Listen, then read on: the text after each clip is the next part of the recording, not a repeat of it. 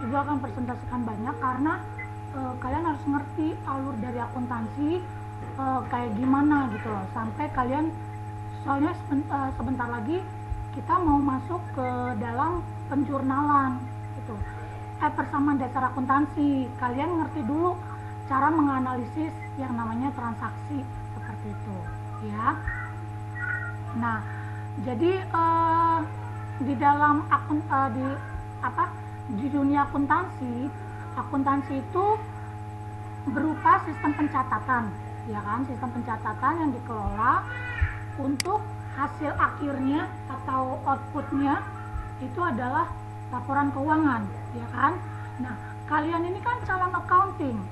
Jadi accounting itu melakukan setiap catatan dari setiap transaksi yang terjadi di perusahaan hingga mengikuti setiap siklus-siklus yang ada hingga akhirnya output dari catatan kalian itu adalah laporan keuangan.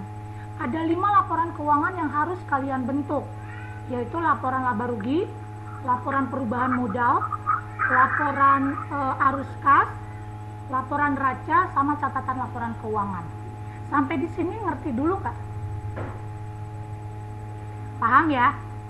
Nah, lanjut di dalam akuntansi itu digunakan pada yang namanya dunia usaha. Dunia usaha itu ada 3 bagian, ada 3 jenis yang disebut dengan perusahaan. Nah, perusahaan itu ada 3 bagian, ada 3 jenis, yaitu perusahaan jasa, perusahaan dagang, dan perusahaan manufaktur. Nah, perusahaan jasa, perusahaan dagang, dan perusahaan manufaktur ini adalah ketiga jenis perusahaan yang berbeda. Antara perusahaan jasa dengan perusahaan dagang, proses penjualannya berbeda. Antara perusahaan dagang dengan perusahaan manufaktur, proses penjualannya berbeda. Dari ketiga jenis perusahaan ini, jenis perusahaan yang paling dasar atau penulisan atau pencatatan akuntansinya terbilang sederhana itu adalah perusahaan jasa. Ya, contoh perusahaan jasa apa aja? Coba Sean. Contoh perusahaan jasa apa aja Sean yang kamu ketahui setelah mempelajari yang materi minggu-minggu lalu? Apa Bu? Aku pertanyaannya Bu. Jenis perusahaan jasa, contoh perusahaan jasa apa saja? Perusahaan contoh perusahaan jasa. Sarah Aziza, tolong dong di kameranya diaktifkan. Perusahaan jasa. Di dalam akuntansi, penggunaan akuntansi, kalau kalian mau catat ya. Dunia akuntansi itu erat kaitannya dengan dunia usaha. Itulah yang disebut dengan perusahaan. Kita konotasinya nggak ngomongin hanya perusahaan besar ya, hanya perusahaan besar yang membutuhkan akuntansi. Tidak. Perusahaan kecil juga sebenarnya butuh akuntansi. Gitu. Nah, baik itu perusahaan kecil maupun perusahaan besar, jenis-jenis perusahaannya itu ada 3. Ya, bagian yang disebut dengan perusahaan itu ada 3 jenis, ada 3 bagian. Ada perusahaan jasa, ada perusahaan dagang, ada perusahaan manufaktur. Sampai di sini kalian ngerti dulu itu. Antara perusahaan jasa, perusahaan dagang, dan perusahaan manufaktur, ini adalah ketiga jenis perusahaan yang berbeda. Apa yang dimaksud dengan perusahaan jasa, Dian?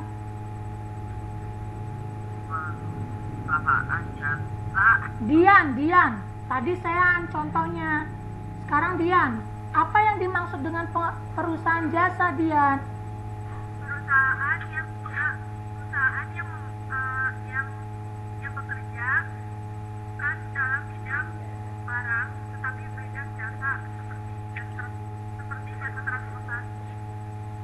Oke, betul, 100. Perusahaan jasa itu adalah perusahaan yang usahanya menjual bidangnya jasa. Ya, perusahaan jasa, contohnya tadi saya nggak bisa jawab. Dunia transportasi itu jasa, dunia persalonan itu jasa, dunia paket, karena kan kita sekarang lagi e-commerce ya, lagi pembeliannya secara online ya. Nah itu juga jasa, seperti JNE, Tiki, JMT, itu semua perusahaan jasa. Perusahaan Metro Mini, perusahaan KWK, salon, bengkel, itu semua perusahaan jasa. Jadi yang dijual adalah jasa, barang yang dijualnya tidak berwujud benda, tidak terlihat, gitu loh. Ada transaksinya nggak? Ada. Di dalam perusahaan jasa, ketika kita membangun sebuah JNE atau Tiki, kita perlu pembelian barang nggak? Perlu. Kita menjual barang nggak? Menjual. Jadi dalam suatu perusahaan itu pasti ada kegiatan penjualan dan pembelian, gitu loh. Sampai sini ngerti nggak? Nah, perusahaan jasa itu adalah perusahaan yang pencatatan akuntansinya sangat sederhana. Kenapa? Karena yang dijual hanya jasa, yang terlihat transaksinya hanya saya beli ini, saya jual ini, saya beli ini untuk ke perusahaan saya, menambah aset perusahaan saya, lalu saya penjualan saya, jasa saya targetnya segini setahun, gitu loh. Hanya itu perputarannya, rollingnya. Kalau perusahaan dagang beda lagi. Apa yang dimaksud dengan perusahaan dagang? Ayu, dia Ayu. Tadi perusahaan jasa udah dijelasin sama Dian Savitri. Sekarang perusahaan dagang. Perusahaan dagang adalah badan usaha yang menjual barang. Contohnya kayak minimarket. Oke, betul, 100. Perusahaan dagang adalah perusahaan yang kegiatannya menjual barang dagang. Dia hanya membeli barang dagang tersebut, barang dagang ya. Dia hanya membeli lalu menjualnya tanpa mengubah sedikit pun, tanpa melakukan perubahan terhadap sesuatu yang dia jual. Paham nggak sampai sini? Kalau jasa yang dijual jasa, ya Sadam ya, dimengerti ya, Hengki ya. Kalau dagang yang dijual sudah berwujud nih, sudah ada wujudnya, barang dagang, tisu, Pepsodent, terus pita, baju, ada wujudnya barang dagang. Tetapi ketika kita membicarakan perusahaan dagang, kita membahas tentang perusahaan dagang, yang menjadi contoh dari perusahaan dagang itu, dia tidak melakukan perubahan apapun terhadap yang dia jual. Dia beli, lalu dia jual kembali. Contoh, minimarket, pasar Senen, pasar Tanah Abang, terus warung kelontong, ya. Ini ibu ngebicarainnya dari tahapan kecil sama tahapan besar. Oke. Terus apalagi?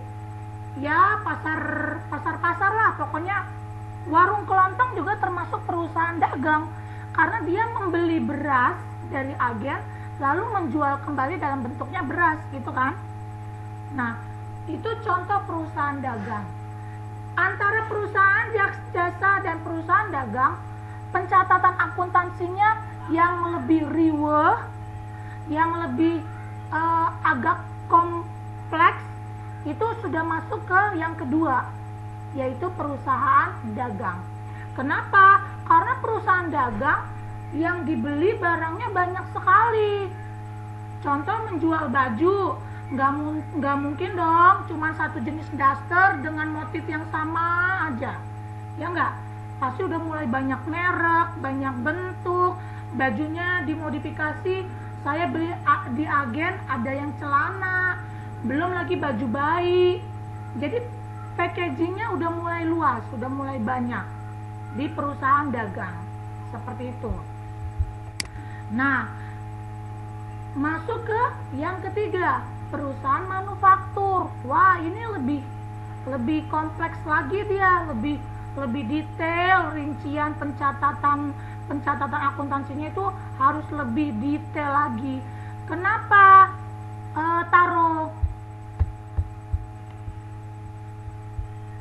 kenapa Taro? Kok di perusahaan manufaktur pencatatan akuntansinya itu lebih complicated lagi, lebih riweh, lebih detail.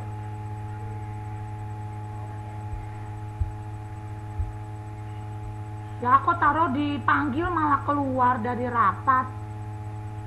Daud.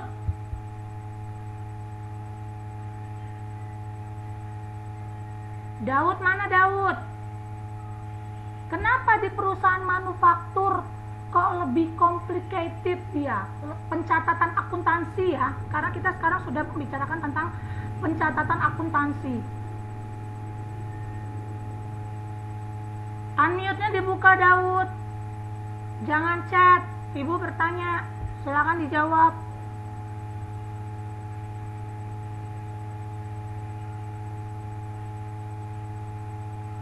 Tetot. Hengki. Kenapa perusahaan manufaktur itu dia pencatatan akuntansinya lebih kompleks? Lebih complicated. Lagi ada yang nyetel musik Bu, jadi kagak kedengeran. Oke, Hengki. Ya Bu. Kenapa perusahaan manufaktur lebih complicated pencatatan akuntansinya dibandingkan perusahaan jasa sama perusahaan dagang? Karena perusahaan manufaktur adalah perusahaan yang mengelola tentang mesin-mesin yang digunakan untuk memproduksi barang. Tentang mesin-mesin yang untuk mengelola untuk memproduksi barang. Resti, gimana tanggapan kamu tentang jawabannya Hengki? Karena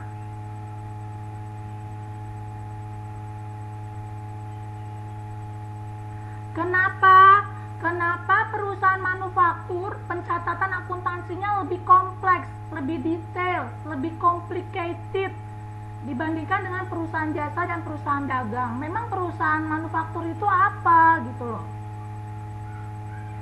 Karena perusahaan manufaktur itu mengelola memproduksi mesin-mesin sama peralatan-peralatan, memproduksi mesin-mesin. Coba yang lain, Fadil, satu lagi. Belum greget gitu loh, belum pas.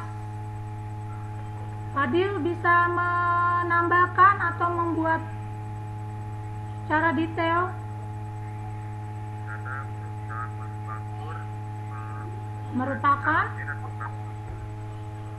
karena perusahaan manufaktur mengoperasikan mesin atau peralatan-peralatan untuk mengubah bahan mentah menjadi baja yang mudah dijual. Jadinya banyak prosesnya, banyak tahapan-tahapannya. Kenapa harus pakai proses mesin-mesinnya sih? Itu dihilangkan aja, oke? Karena di dalam perusahaan manufaktur, kegiatannya perusahaan ini mengelola dari sesuatu yang mentah, belum ada apa-apanya, menjadi suatu produk jadi, gitu loh. Mengelola dari hal yang masih mentah banget di manufaktur ya, menjadi sesuatu yang menjadi barang jadi. Jadi step-stepnya lebih banyak. Di step pertama, misalkan pengelolaan satu dulu, masuk ke bidang yang kedua atau pabrikasi kedua, mulai ranahnya hampir ke finishing gitu loh, perapian, masuk ke pabrikasi ketiga, mulai sampai ke packaging. Iya dong, menjual produk kan harus pakai packaging yang menarik juga kan. Nah, jadi ada 3 tahap, ada tiga pabrikasi, 3 bagian di dalam manufaktur. Itulah yang membuat pencatatan akuntansi di dalam perusahaan manufaktur itu sangat complicated gitu loh. Beban-bebannya ada biaya langsung, ada biaya tidak langsung. Kalau di jasa tadi, kalau di perusahaan jasa rata-rata beban langsung aja, beban pegawai, beban listrik gitu loh. Tapi kalau di manufaktur belum tentu, karena kita persediaannya kita beli dalam bentuk gelondongan banyak. Baju nih ya, baju kan bal-balan. Nah itu kan nggak semuanya diproses untuk pembuatan baju ya kan. Jadi ada persediaan awal gitu. Nah disitulah yang membuat perusahaan manufaktur itu proses pencatatan akuntansinya itu menjadi lebih sangat detail, karena dalam perusahaan manufaktur kegiatannya adalah mengelola dari bahan yang masih mentah menjadi barang setengah jadi lalu menjadi produk jadi. Jadi mereka mengelola. Nah contoh dari perusahaan manufaktur apa? Contohnya kalau kalian nih yang cowok yang rokok, PT Gudang Garam, nah gitu kan. Terus PT Jarum Super itu perusahaan manufaktur. Terus pabriknya Unilever, bukan perusahaan Unilever ya, pabrikasi Unilever, pembuatan Danone, pembuatan Aqua. Nah itu kan dia dari nol sehingga menjadi suatu produk. Tapi ketika masuk ke agen Unilever, perusahaan apa? Agen Unilever, mereka cuma mendistribusikan dari pabriknya yang sudah jadi barang jadi, mereka jual kembali untuk ke warung-warung kecil. Masuknya kemana? Perusahaan dagang gitu loh. Paham nggak? Sampai di sini ada yang ini nggak? Soalnya beberapa masih ada yang mengkerut nih, ibu lihat dari kamera nih. Antara dagang sama manufaktur itu saling bukan berteman, istilahnya adik kakak gitu loh ya. Yang lebih detailnya di manufaktur, ketika masuknya ke agen, ke pihak penjualan, itu masuknya ke perusahaan dagang. Perusahaan ASMK, pasar ASMK itu juga perusahaan dagang.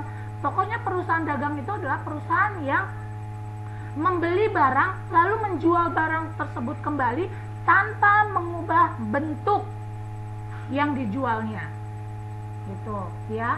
Nah itu baru 3 jenis perusahaan yang harus kalian kenal. Kenapa ibu jelaskan 3 perusahaan ini kalian harus kenal? Karena masing-masing perusahaan ini transaksinya berbeda-beda ya Sadam ya.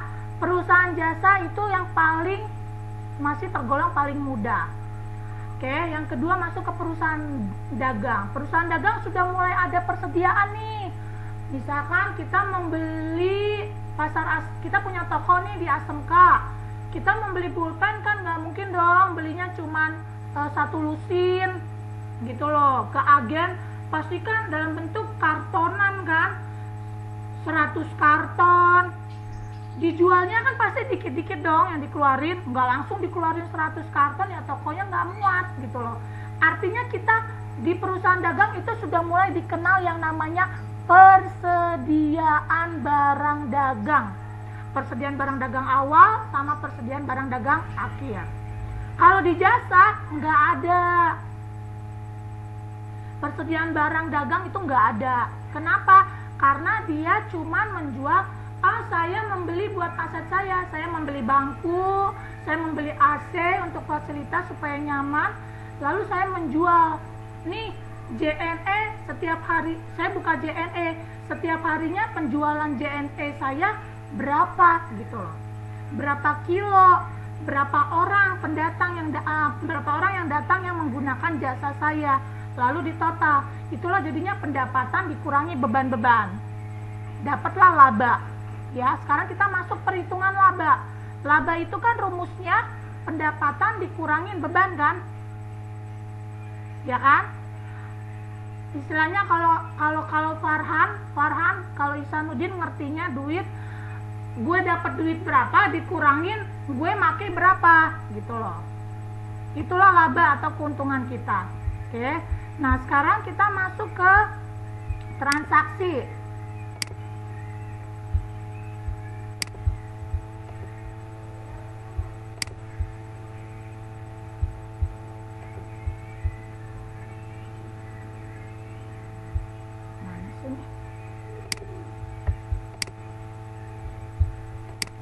Transaksi bisnis.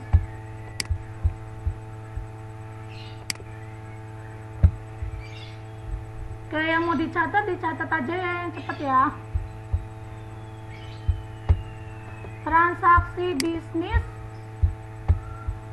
transaksi akuntansi perusahaan.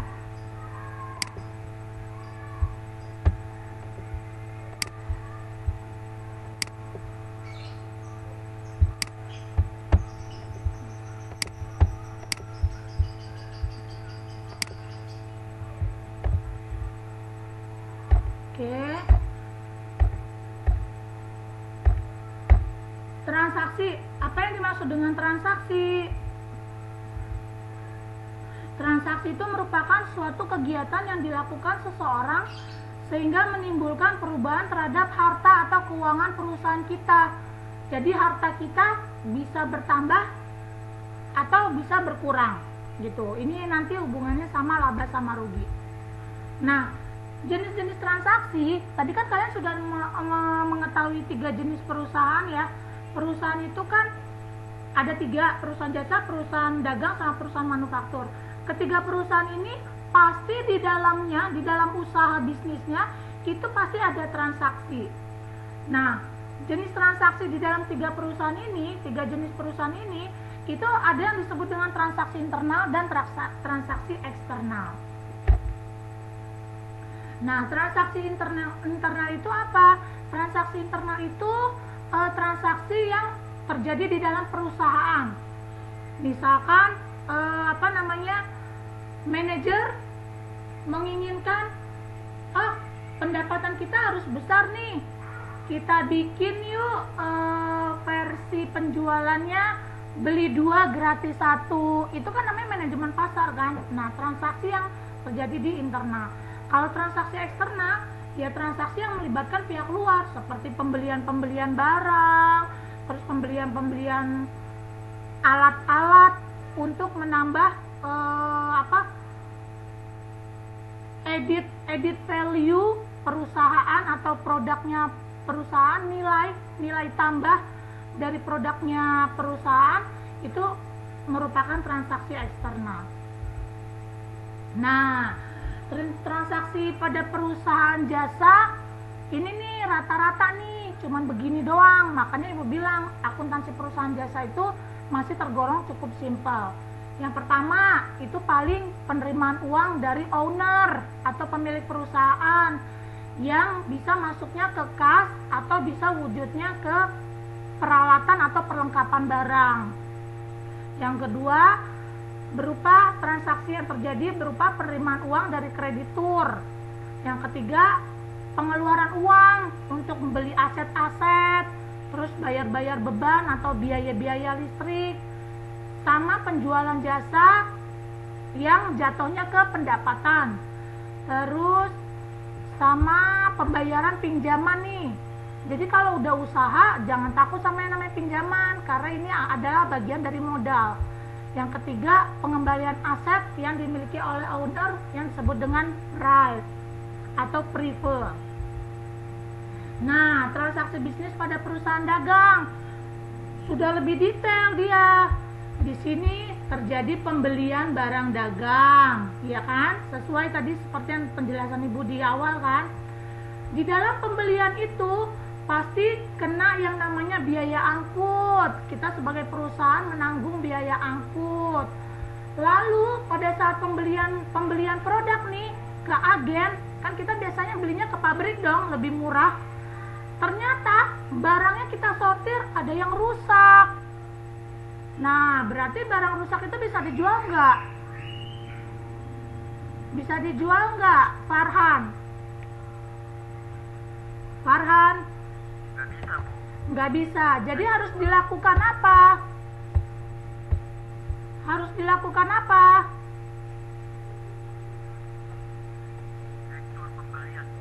Harus dilakukan retur atau pengembalian terhadap barang yang rusak. Ketika kita retur butuh biaya nggak?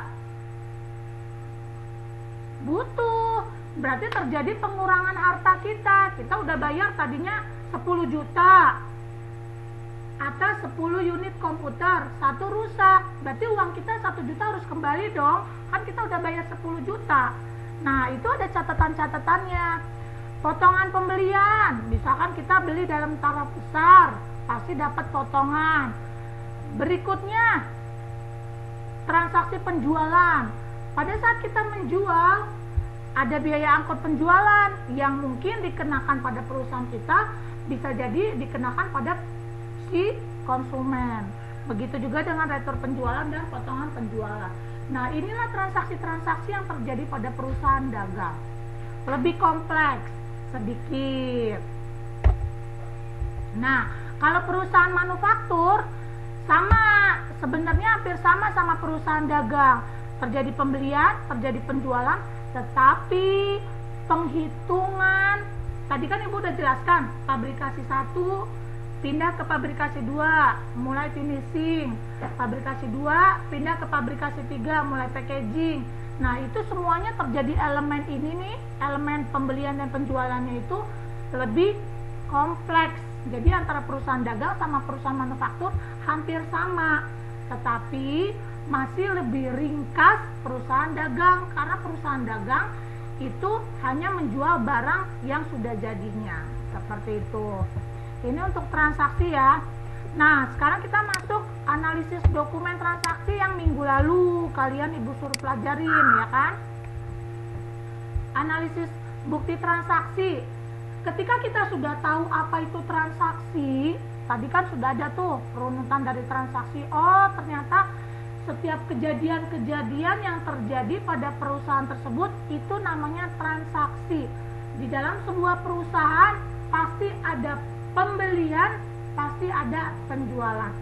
Gak usah jauh-jauh deh, orang tua kalian misalkan ada buka usaha soto atau pecel ayam, pecel lele, ya enggak? Nah, satu pecel ayam dijual 15.000, itu udah sama nasi atau nasi uduk sama tempe sama tahu, iya enggak? Nah, dasar pengambilan keputusan ayah atau ibu kalian menjual satu paket 15.000 pasti udah dihitung dong.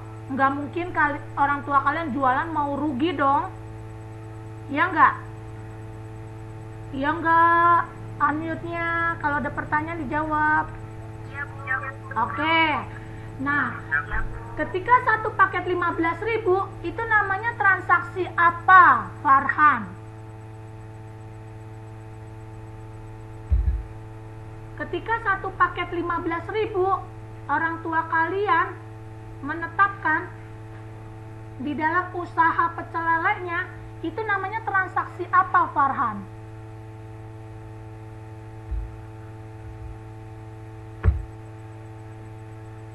Tadi kan udah dijelasin transaksi.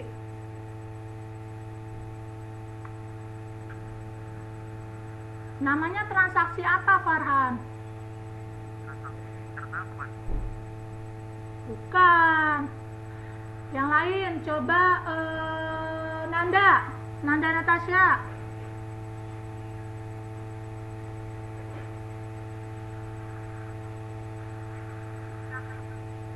Transaksi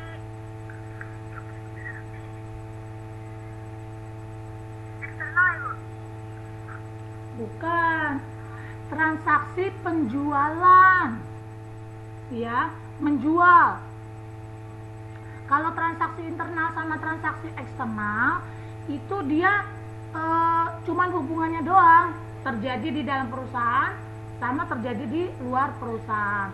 Nah, ketika kalian menjual itu, orang tua kalian menjual, kan pasti kan membeli ayam broilernya dulu, ya enggak? Dikelola, diungkep, dikasih bumbu, ya enggak? Beli peralatannya, beli minyaknya, itu namanya transaksi apa?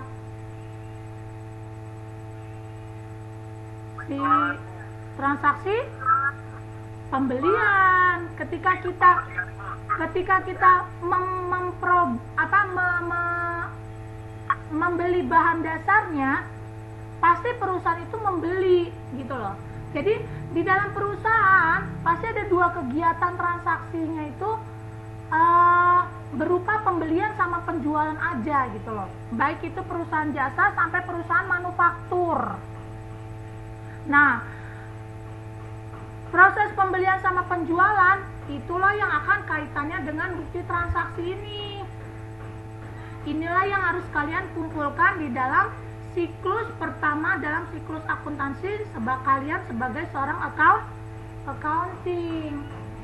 Mengumpulkan bukti transaksi, mengurutkan, merapikan, menyusun dari tanggal terkecil. Itu jangan lupa, itu harus direkam.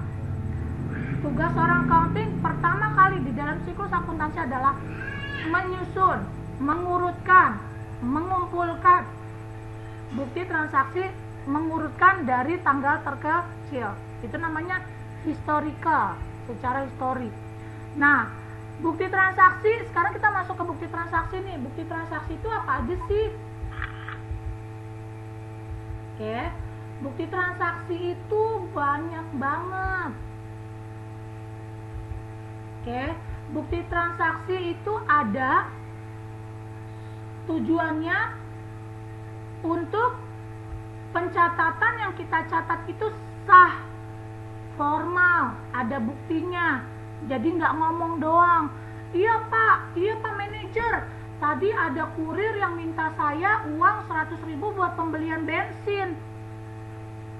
Buktinya mana? Kan Farhan accountingnya nih, ya kan? Accounting di PT Indofood ceritanya kan. Iya pak, ada kurir, dia minta uang sama saya 100.000 untuk pembelian bensin. Buktinya mana Farhan? Dia nggak ngasih pak. Boleh nggak seperti itu? Nggak boleh. Tidak boleh, ya. Dasar dari seorang accounting melakukan pencatatan itu adalah bukti transaksi. Itu dulu. Oke. Nah, setelah kita terima bukti transaksi, diapain? Udah, langsung dimasukin aja gitu di laci. Atau dimasukin aja di folder transaksi yang udah kita siapkan. Oh, ini transaksi internalnya perusahaan. Oh, ini transaksi eksternalnya perusahaan gitu. Terus diapain lagi? Catat. Dikumpulkan. Kita cek dulu bukti transaksinya ini untuk menjamin yang kedua, untuk menjamin keabsahan, kebenaran. Itu yang nanda tangan harus orang yang menerima uangnya, terus harus ada nama PT-nya. Kita bayarnya kemana? Kalau pembayaran ya, kalau terjadi pembelian ya, kalau terjadi pembelian kita bayarnya ke PT apa, siapa namanya yang menerima, terus siapa manajer keuangannya yang menandatangan, berapa total yang dibayarnya. Jangan sampai kita bayarnya 10 juta tapi ditulisnya di kwitansi atau di bukti transaksinya 1 juta gitu loh. Kita cek dulu secara detail setelah kita terima. Oh, ada tanda tangannya. Oh, tercatat nominalnya, rupiahnya, pakai angka, pakai huruf. Oh, ada PT-nya. Oh, dilakukan transaksi itu pembelian 10 unit motor, 10 unit komputer dari PT saya. Ada tercatat di situ gitu loh, sehingga absah gitu loh, transaksinya dapat menjadi bukti konkret. Nah, itu tujuan dari bukti transaksi. Oke, sekarang tadi ada transaksi intern sama transaksi ekstern ya. Nah, kalau transaksi intern itu transaksi yang kaitannya dengan pihak dalam kita. Nah, di sini makanya ada bukti intern, bukti transaksi yang dibuat atau dikeluarkan oleh perusahaan yang bersangkutan sehingga menjadi sumber dokumen untuk perusahaan kita gitu loh. Sementara lembar yang aslinya itu dikasih kepada pihak yang luar. Contohnya bukti kas masuk, faktur penjualan. Jadi kalau faktur itu ada dua, ada penjualan, ada pembelian. Faktur itu berlaku untuk penjualan atau pembelian barang secara kredit. Ya, kalau bukti dengan pihak ekstern, bukti dengan pihak luar, ya berarti perusahaan kita ada kaitannya dengan orang luar. Nah, pihak luar lah yang membuat atau mengeluarkan bukti transaksi itu. Misalkan kita membeli kita membeli misalkan AC, kita kasih uangnya, ada si penerima uang kan.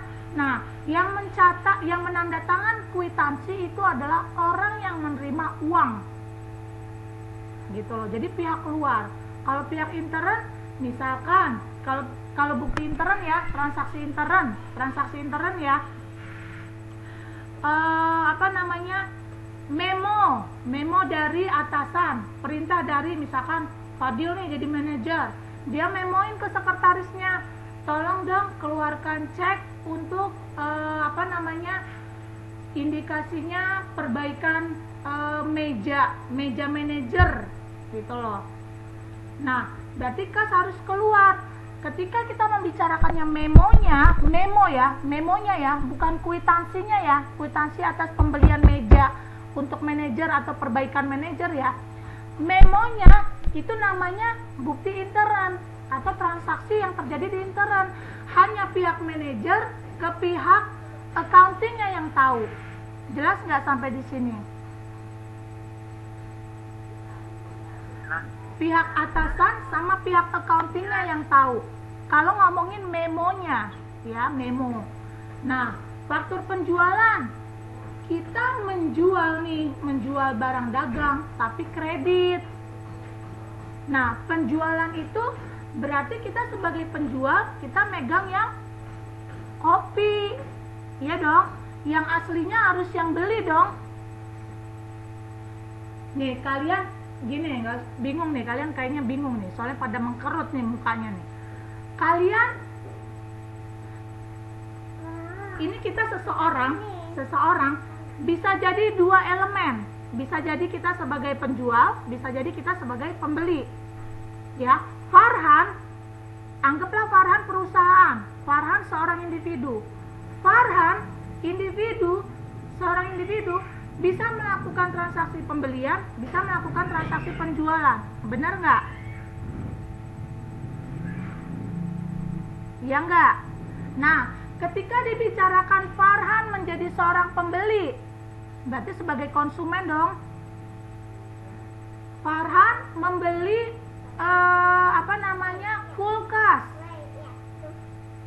kulkas. Terus bukti transaksi yang Farhan dapat pasti nota kontan atau struk. Biasanya kalau kamu memperhatikan, kamu membeli sesuatu, dapatnya yang putih atau yang merah? Yang putih. Pembeli itu yang asli. Iya. Sedangkan kopiannya pembeli itu milik yang putih milik pembeli, yang asli diserahkan kepada pihak yang luar. Tetapi ada tertinggal di toko yang tempat Farhan beli. Nih Farhan seorang individu nih, dia dicontohkan diaplikasikan sekarang sebagai konsumen dulu. Nah, Farhan membeli ke Toko Jaya perusahaan dong, berarti penjual ya. Nah, dia punya kwitansi, dia megang kwitansi kopian, iya dong. Toko Jaya juga harus megang nota kontan atau struk juga dong. Dia pegang yang merah. Nah, yang merah berarti kopian. Itu namanya bukti penjualan perusahaan. Nah, ketika kopian itu jadinya bukti iteran buat perusahaan itu, buat perusahaan Toko Jaya. Paham nggak? Tetapi kalau nota pembelian dibeli sama orang, itu jadi bukti ekstern, pihak luar. Gitu loh. Jelas ya? Sama kayak tadi memo. Fadil seorang manajer memberikan memo. Memo itu biasanya catatan perintah dari atasan ke pihak keuangan. Tolong indikasikan nominal uang atau keluarkan cek sebesar 10 juta. Arahkan ke bank ini untuk perbaikan atau reparasi meja manajer. Wih, meja manajernya ukiran, jadi mesti 10 juta. Kalau kita ngomongin memo itu bukti internalnya perusahaan. Soalnya cuma pihak manajer ke pihak keuangan. Tapi ketika dilakukan pembelian, ada bukti lain berupa kwitansi. Ceknya udah dikeluarin, uangnya udah keluar. Kita dapat, atas memonya bos 10 juta, ya, sejalan sesuai sama terjadi pembelian meja. Ada kwitansi pembelian meja. Ada kwitansi dari luar, itu namanya bukti ekstern gitu loh. Sampai di sini paham? Oke, paham. Alhamdulillah semua. Oke, nah jadi bukti transaksi itu harus dinyatakan keabsahannya. Kalian sebagai seorang accounting, ke belakang dulu deh, begini aja.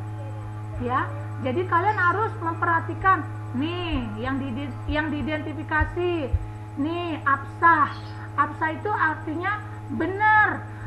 Di atasnya ada nama tokonya gitu loh. Terus ada capnya, cap basah. Terus diidentifikasikan untuk transaksi apa. Di situ ditulis transaksi pembelian berapa unit barang. Terus ada tanda tangan pihak yang terkait sama kebenaran penghitungan nilai uang. Inilah yang harus kalian benar-benar harus lakukan di awal. Menganalisis. Oh, ini faktur. Ketika saya mendapatkannya faktur, bagaimana saya harus mencatatnya di jurnal? Gitu loh. Itu namanya menganalisis. Oh, yang saya dapat kwitansi. Kwitansi itu artinya uang tunai keluar. Bisa terjadi pembelian, bisa terjadi pembayaran. Berarti ada cash. Bagaimana saya mencatatnya di jurnalnya? Gitu loh. Itu namanya menganalisis bukti transaksi. Oh, yang saya dapat bukti transaksinya itu faktur. Ya, kalau faktur uangnya belum tentu ada. Berarti kaitannya sama utang piutang. Gitu loh. Paham nggak? Ngerti sampai sini? Analisis bukti transaksi? Paham ya? Nah, oke.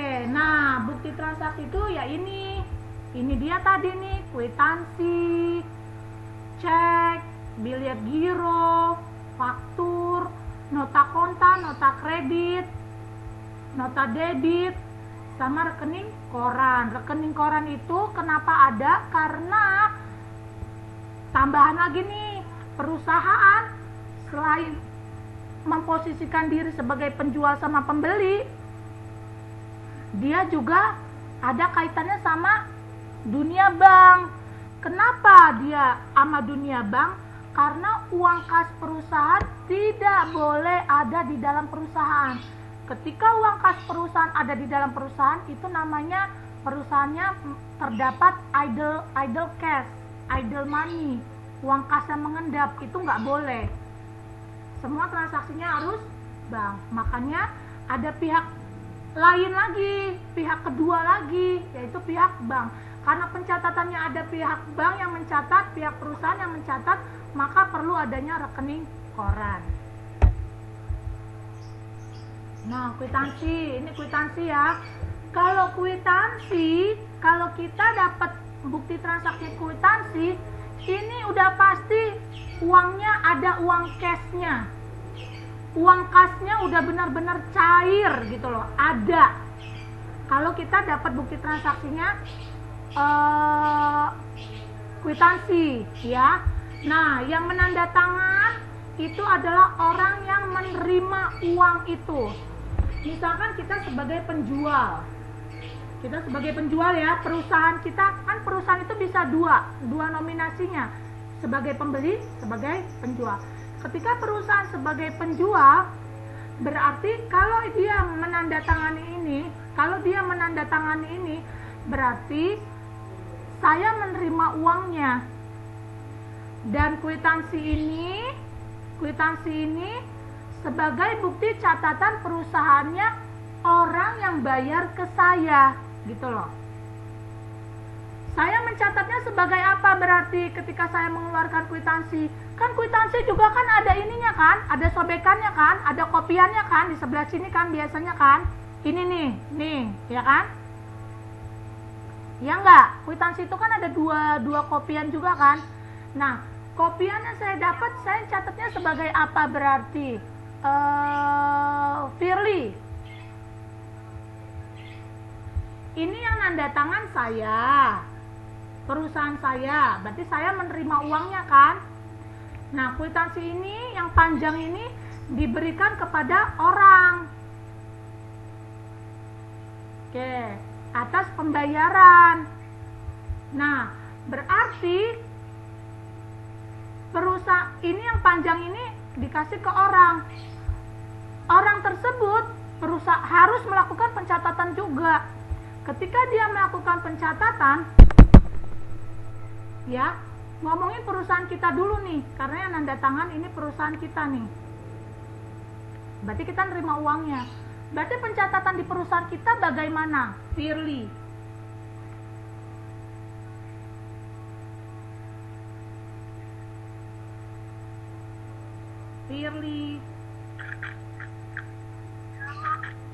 Berarti pencatatan kita sebagai apa?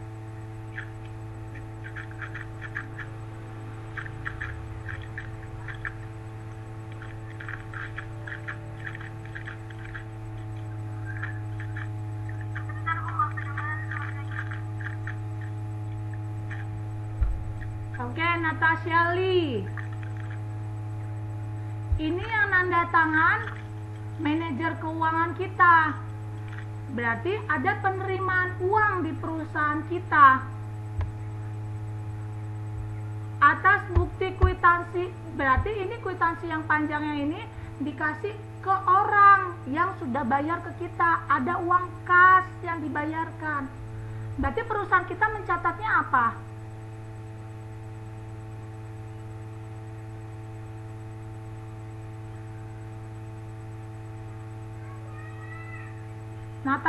Natasha Lee.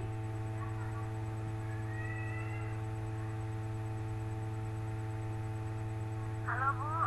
Iya, perusahaan kita mencatatnya apa?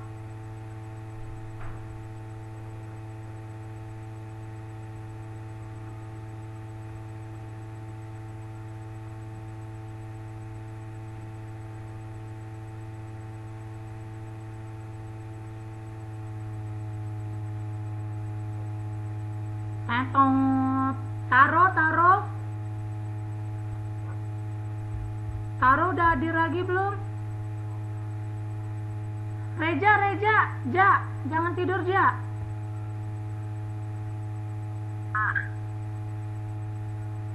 Ini yang nanda tangan perusahaan kita, artinya perusahaan kita nerima uang. Nah, berarti artinya perusahaan kita melakukan pencatatannya apa terhadap kwitansi ini?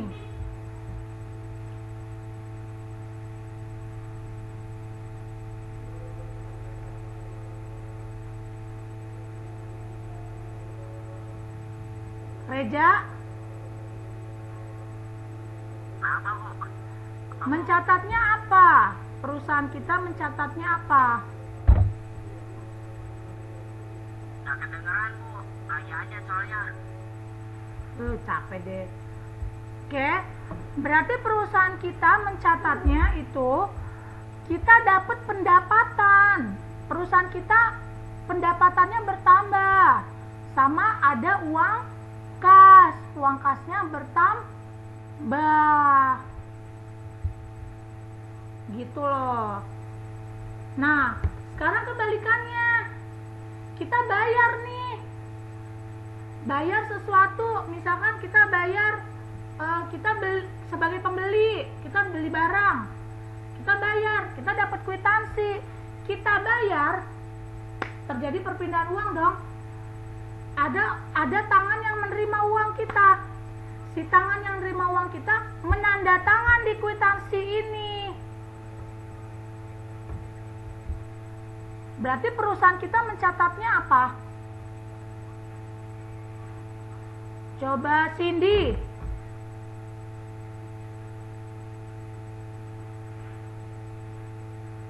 Ya, Bu. Perusahaan kita mencatatnya apa? Yang nanda tangan manajer keuangan perusahaan lain yang udah kita bayarin pakai uang kas, uang tunai. Perusahaan kita mencatatnya apa? Pengeluaran bukan? Apanya pengeluaran? Oke, pengeluaran. Lebih spesifik lagi, uang kas kita berkurang, ya enggak? Kan kita ngeluarin uang kas. Uang kas perusahaan kita berkurang dan itu harus dicatat di catatan perusahaan kita, catatan keuangan perusahaan kita. Ada sesuatu yang bertambah karena kan kita melakukan pembelian atas kwitansi ini, ya enggak? Bisa jadi peralatannya bertambah karena kita pembelian peralatan, kan kita bayar. Bisa jadi perlengkapannya bertambah karena kita membayar perlengkapan. Bisa jadi pembayaran atas sewa kita makin bertambah karena kita udah bayar duluan, gitu loh. Ya, ngerti ya? Jadi nganalisanya itu. Ini yang nanda tangan adalah pihak yang menerima uang, gitu loh. Pihak yang menerima uangnya siapa? Oh, terjadi pembelian, oh terjadi penjualan. Berarti kalau terjadi penjualan, pihak perusahaan kita, manajer keuangannya. Kalau pihak pembelian, ya berarti kita dapat dari orang lain, kita dapat kwitansi aslinya, gitu. Oke, cek. Nah, cek juga nih untuk mengeluarkan uang yang kaitannya sama bank. Sekali lagi, karena perusahaan sama bank itu sangat terkait, uang kas itu harus berputar. Nah, maka ceknya juga harus jelas. Ada giro biliet. Giro biliet juga pengeluaran uang terhadap uang perusahaan kepada bank, ditunjuk bank. Nah, faktur nih, faktur. Faktur juga ada dua nih. Bisa faktur pembelian, bisa faktur penjualan. Kenapa? Tadi seperti tadi Ibu contohin. Satu orang, satu individu bisa memposisikan diri sebagai pembeli, bisa terjadi posisinya sebagai penjual. Perusahaan juga gitu. Perusahaan bisa melakukan pembelian, bisa melakukan penjualan. Kapan perusahaan melakukan pembelian? Ya pada saat untuk menambah aset, menambah perlengkapan, menambah peralatan. Itu sebagai pembeli. Gitu loh. Pembayaran-pembayaran terhadap listrik, ya dia sebagai pembeli, kan dia harus beli listrik ke PLN gitu. Jadi sebagai konsumen. Ketika dia sebagai produsen atau penjual, ya ketika dia mulai menjual sesuatu dan terjadi pendapatan untuk perusahaannya. Kalau kita ngomongin faktur, nah faktur itu juga ada dua, faktur pembelian dan faktur penjualan. Kalau kita memposisikan diri kita sebagai pembeli, maka yang kita dapat adalah faktur pembelian. Kalau kita memposisikan diri sebagai penjual dan kita sebagai mengcreated sebagai si penjual yang ngejual barang ke orang, maka yang kita berikan itu adalah faktur yang dipegang oleh perusahaan kita adalah faktur penjualan. Nah, kalau ngomongin faktur itu adalah bukti transaksi atas pembelian atau penjualan barang, tetapi enggak cash, enggak bakal mungkin ada uang kas atau uang tunai. Artinya pembayarannya secara kredit. Masih di awang-awang tuh, masih direncanain tuh 10 bulan ke depan bisa jadi ya uang kita alhamdulillah kembali secara normal, bisa jadi enggak. Karena si pembeli yang secara kredit bisa jadi dia tiba-tiba di tengah jalan palit atau gulung tikar sehingga dia tidak bisa membayar hutangnya. Nah, kalau ngomongin faktur, yang ada itu bukan kas. Yang dicatat di perusahaan, di catatan perusahaan itu nggak bakal mungkin ada kas. Nanti kalian akan dibilang, siapa sih guru akuntansinya yang ngajar? Faktur itu timbulnya kas. Ada uang kas masuk, ada uang kas keluar. Nggak bakal mungkin. Kenapa? Karena faktur itu adalah bukti transaksi atas pembelian dan penjualan secara kredit. Kalau yang namanya kredit, pasti yang muncul adalah akun hutang, kalau nggak piutang. Utang sama piutang itu definisinya sama, sebenarnya sama-sama utang, artinya sama-sama ngutang. Tapi utang itu untuk perusahaan kita yang benar-benar ngutang ke orang lain. Kalau piutang itu namanya utangnya orang lain ke perusahaan kita, gitu loh ya. Sebenarnya definisinya sama-sama utang, cuman dalam akuntansi nanti kan ada nama akun. Nah, akun utang yaitu ya utangnya kita ke orang, mau utang bank, mau utang benar-benar barang. Tapi kalau ngomonginnya piutang, orang lain yang punya utang ke kita. Nah, itu bisa jadi pembayaran piutangnya di tengah jalan gagal gitu, karena ya bisa jadi langganan kita kabur atau perusahaannya tutup gitu. Nah, kalau faktur terlalu banyak, hati-hati, perusahaan juga bisa rugi.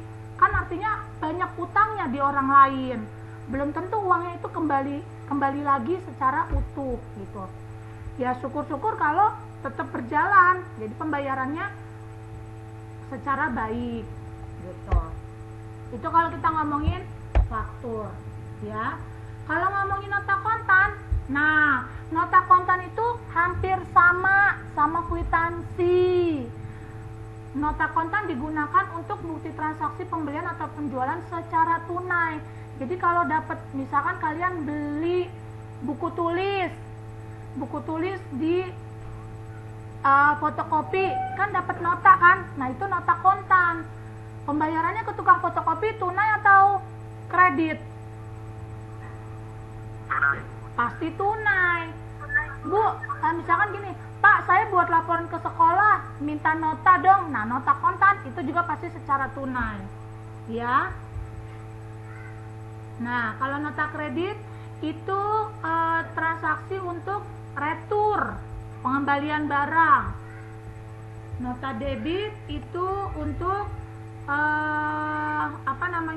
ada sesuatu yang didebitkan di antara dua transaksi perusahaan tersebut.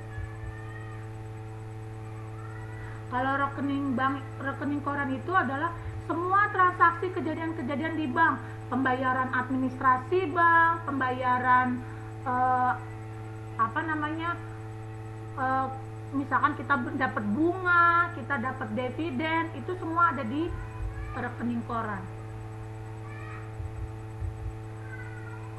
Nah, ini tadi ini ya. Pokoknya itu alur penerimaan kas sama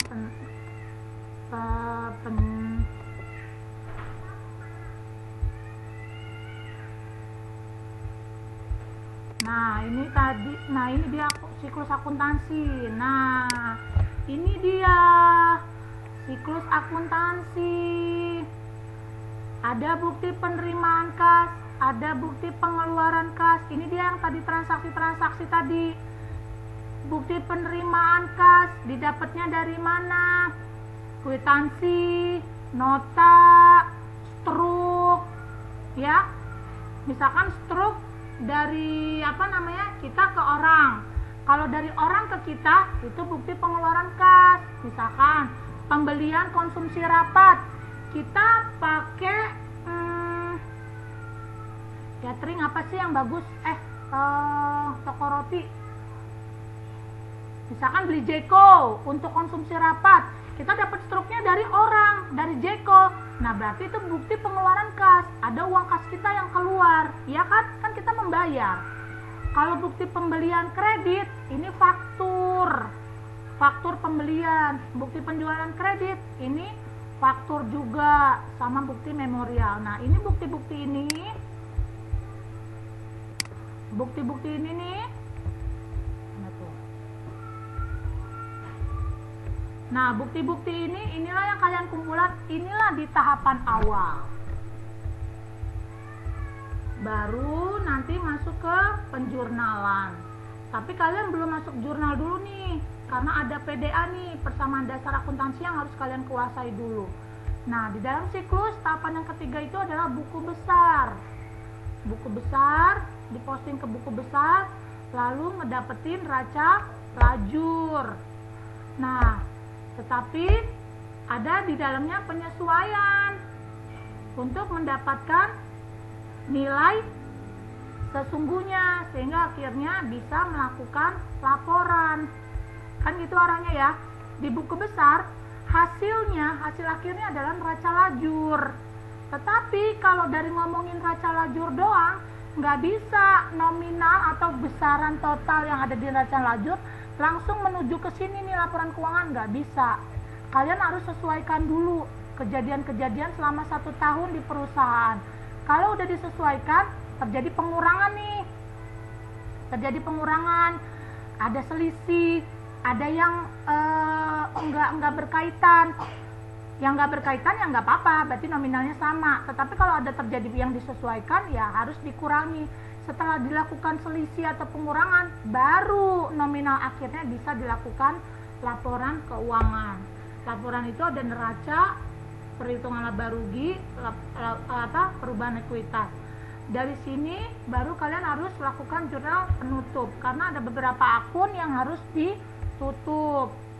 Contohnya kayak biaya-biaya yang sudah kita bayar, biaya listrik, bulan ini kita bayar, kalau nggak kita tutup, itu nanti akunnya kebuka lagi, berarti di bulan yang akan datang kita harus membayar lagi. Jadi kita double bayar gitu loh. Jadi ada akun-akun yang harus ditutup, yaitu akun-akun yang sudah dilakukan atau selesai transaksi dan sudah dinolkan. Lalu setelah itu ada muncul neraca saldo penutup dan harus dibalik. Dibalik untuk muncul lagi. Contoh yang jurnal yang wajib harus dibalik itu adalah kas. Kalau nggak dibalik, artinya tahun depan uang kas kita nol lagi dong, nggak ada uang kas. Nah, uang kas itu harus dibalik sesuai nominal terakhir tutup buku. Nah, segitulah nilai uang kas dibalik, segitulah muncul lagi di tahun yang akan datang. Padahal pencatatan akuntansi itu, bayangkan tanggal 31 Desember 2019 pukul 23.59 itu tutup buku di periode lama, ya enggak? Ya enggak? Halo? Oke, 31 Desember 2019 pukul 23.59 itu sudah dianggap catatan lama tutup buku. Cuman selisih 1 detik kok 1 Januari 2020 pukul 00.01 itu sudah masuk ke pencatatan mulai awal lagi, awal periode. Jadi itulah yang harus kalian lakukan.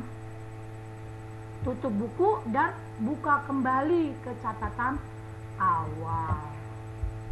Nah, 1 jam udah berjalan.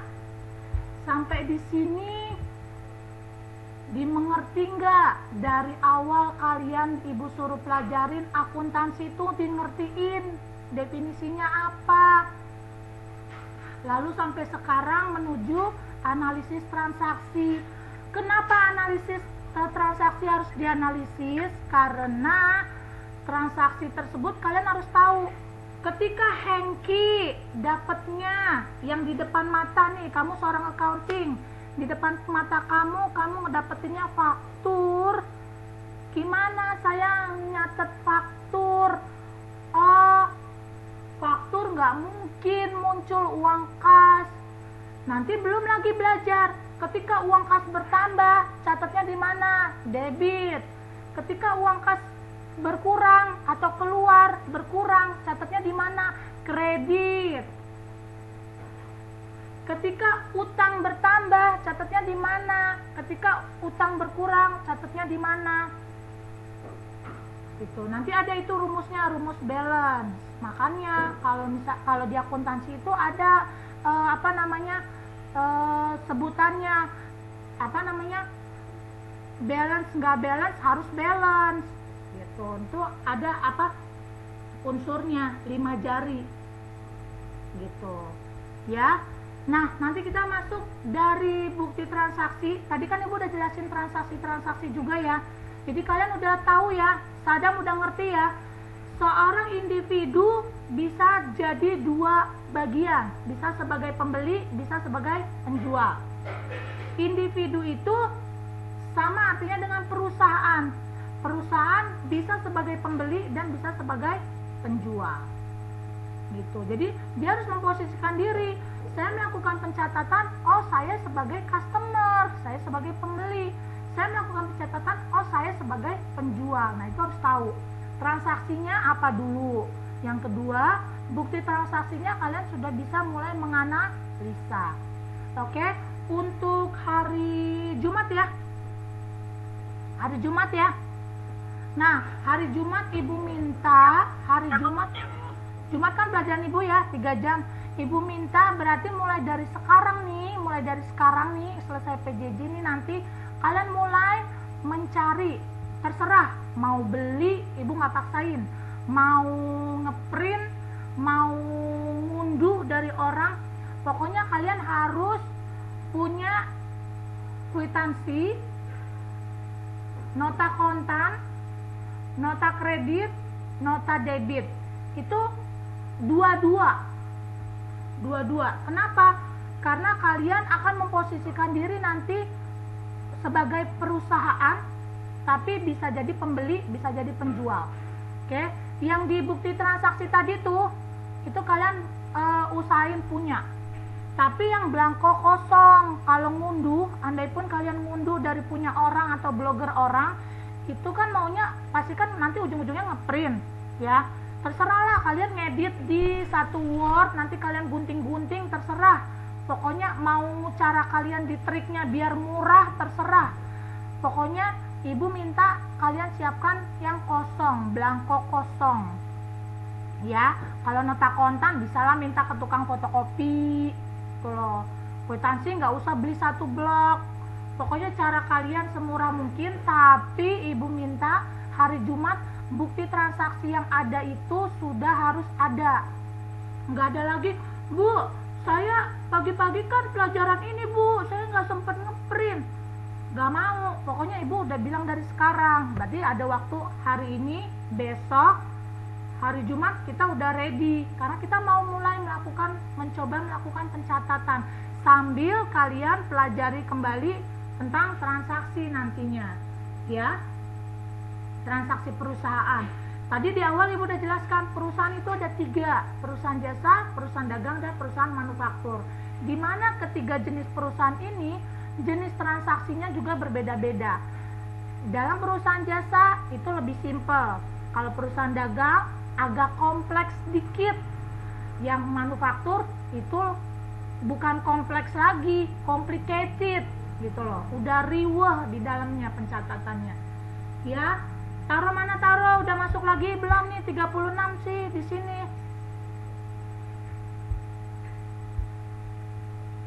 Reja nggak tidur kan, Ja? Soalnya nggak aktif, Ja. Soalnya kalau bolos zaman sekarang gitu, Ja. Tinggal nggak aktifin video, udah sambil ke kamar mandi, sambil makan. Firly mana Firly? Adrian mana Adrian? Adrian. Yusfa Adrian.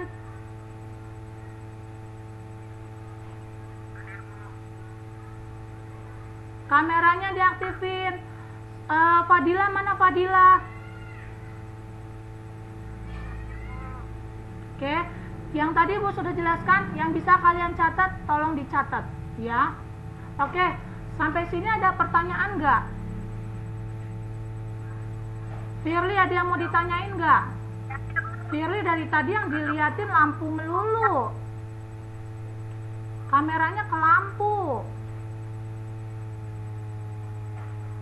Nah, gitu dong, kan cakep. Siapa tahu si Yusfa mau ngeliat Firly hidungnya mancung apa enggak, gitu kan.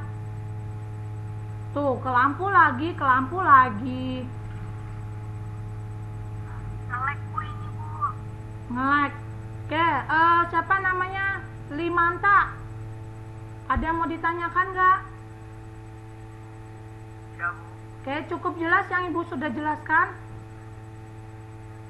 Cukup Bu.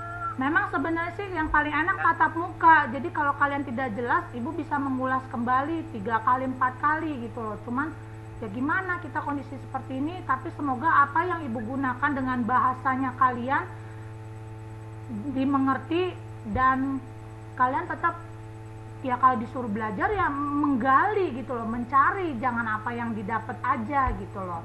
Ya. Oke, sampai sini ada pertanyaan nggak? Syada, ada pertanyaan nggak Syada? Iya Bu. Jelas ya? Oke, kalau kayak gitu silakan Kak. Ada yang mau bertanya gimana? Nggak ada?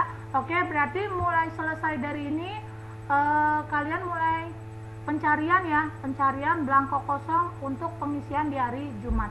Ibu akhiri pembelajaran online kali ini. Semoga apa yang didapat itu dapat bermanfaat untuk pembelajaran kalian selanjutnya. Oke, Ibu akhiri. Assalamualaikum warahmatullahi wabarakatuh. Waalaikumsalam.